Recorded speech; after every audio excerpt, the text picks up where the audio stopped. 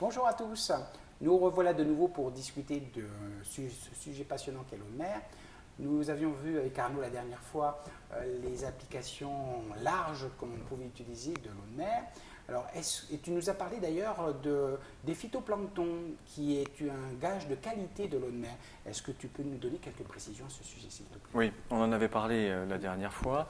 On avait précisé que d'une part, dans la chaîne alimentaire, le phytoplancton est le plus petit élément qui se développe dans la mer. D'ailleurs, dans le cadre de la pêche, savoir si une eau est polluée se voit effectivement à ce que l'on retire donc de la mer, mais surtout à la base, c'est la présence du phytoplancton, c'est-à-dire son développement, qui va nous indiquer si le milieu est porteur de vie ou pas.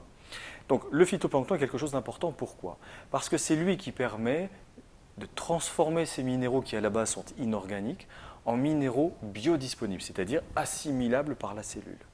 Et quand on boit de l'eau de mer, il est extrêmement important de faire attention à l'environnement dans lequel elle est pompée, d'une part, mais également des polluants ou de tout ce qui pourrait altérer la présence du phytoplancton, parce que c'est lui qui est le support de l'absorption cellulaire des minéraux. Donc, ce qui veut dire, concernant la biodisponibilité des minéraux, s'il n'y a pas ce phytoplancton, même s'il y a les minéraux à l'intérieur de cette eau de mer sans ce phytoplancton, le corps devra faire un effort pour pouvoir l'assimiler? S'il y arrive, il faut vraiment que ce phytoplancton soit présent. Une eau de source naturelle et minéralisée, mais dynamisée par le chemin qu'elle prend. D'ailleurs, ce n'est jamais des lignes droites, hein, c'est souvent des petits vortex qu'elle présente sur son chemin qui rend les minéraux de cette eau douce biodisponibles.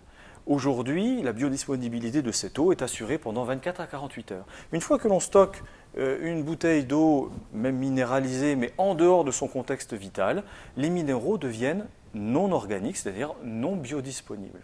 Et pour donc garantir que dans une bouteille d'eau de mer, les minéraux soient disponibles, donc biodisponibles pour nos cellules, il faut absolument la présence du phytoplancton. Et donc le traitement appliqué à l'eau de mer est quelque chose qui est fondamental dans sa qualité. Alors, tu parles de traitement, peux-tu nous préciser en quoi consiste le traitement précisément? Alors, on a parlé dans la première vidéo que l'eau de mer, plasma marin, tout ça, c'était un protocole. Le protocole de René Quinton, on va le repréciser ce que c'est. C'est une microfiltration à froid jusqu'à 0,22 microns, la rendant biologiquement et pharmaceutiquement stérile. Bien. Ce traitement-là, à 0,22 microns, permet à une certaine gamme de phytoplancton de passer néanmoins, donc à permettre à ce que la vie continue à être portée dans l'eau de mer. Et cette microfiltration est extrêmement importante dans la qualité de l'eau de mer. D'accord. Alors, donc, si on passe à 0,10 microns, est-ce qu'on a une qualité d'eau de mer qui sera encore meilleure? Non, pas du tout. On pense effectivement que ça pourrait être intéressant, mais deux éléments nous le démontrent. C'est qu'aujourd'hui, on ne connaît pas de phytoplancton qui passe à 0,10 microns cette barrière, et il faut considérer qu'à un certain moment, les minéraux vont être effectivement filtrés, et donc on va déséquilibrer complètement l'homéostasie, c'est-à-dire l'équilibre complet de l'eau de mer, et là, c'est pas bon. Donc ça veut dire également que l'eau de mer, les minéraux qui sont à l'intérieur de l'eau de mer, quand ils sont filtrés à 0,10, ils ne seront plus biodisponibles. Ben, totalement. Et on va retrouver dans le même phénomène que l'eau minérale. Sans phytoplancton, les minéraux présents dans l'eau de mer deviennent inorganiques. Merci Arnaud de nous avoir entretenus sur ce sujet passionnant sur l'eau de mer. Merci Romane. On remercie également nos auditeurs de nous avoir suivis durant cette vidéo. D'ailleurs, on aura l'occasion de voir la prochaine fois un aspect très pratique concernant l'utilisation de l'eau de mer au niveau de ces différentes dilutions.